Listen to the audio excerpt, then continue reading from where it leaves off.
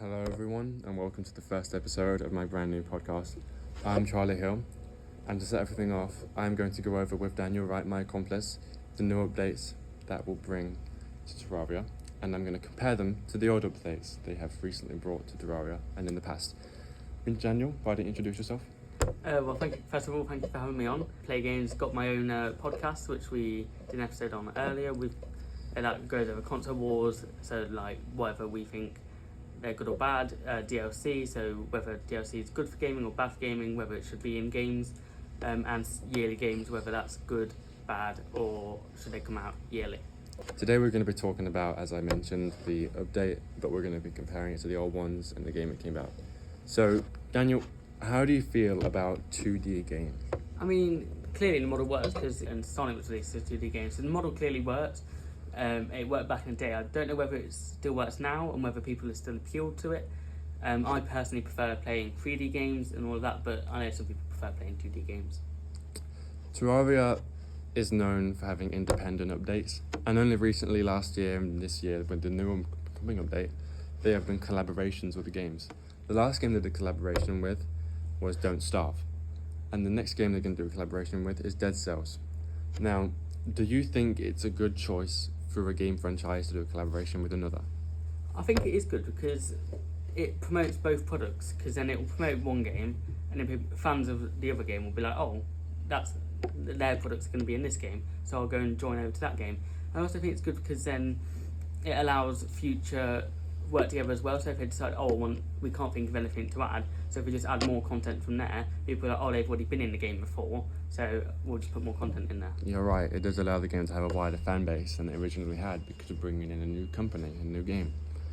Can you give examples of when it's been bad to add another game to the game, or is that not ever crossed your mind?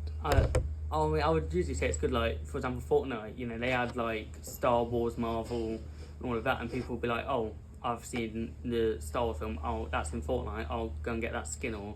Yeah, I believe it's became a trend for Fortnite to collaborate with people, and people now expect it, like, they will expect to see something like Walking Dead, Black Panther, something like that in the item shop. So, in the old updates of Terraria, they used to add things that would very much impact the game rather than things that would be nice and somehow like how Fortnite adds lots of skins. In Terraria, they would add things like new weapons, new armor, new bosses, things that would actually change the course of the game itself. How do you feel about games that do that? I think if the fans want it and the game's struggling for fans, I think that's a good idea. But if the fans haven't really asked for it and it's not needed, then it shouldn't be in the game. But yeah.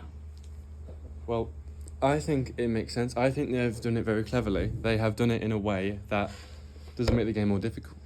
It just gives the people more options. So they've added a boss. For example, there used to be a boss in the game called Orkram, and it's now Eye of Cthulhu. And they did it as the beginning boss, along with another one.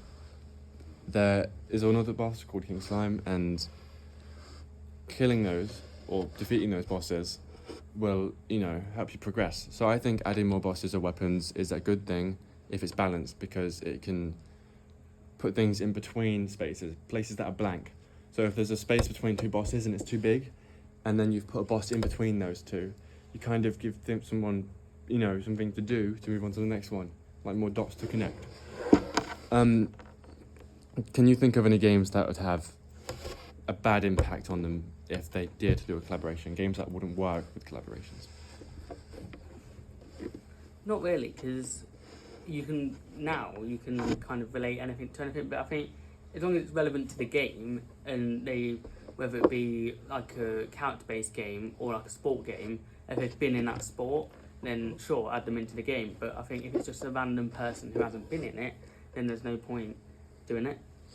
I agree. And the game that Terraria is doing the game Terraria is doing a collaboration with now is Dead Cells, which interestingly is also a 2D game.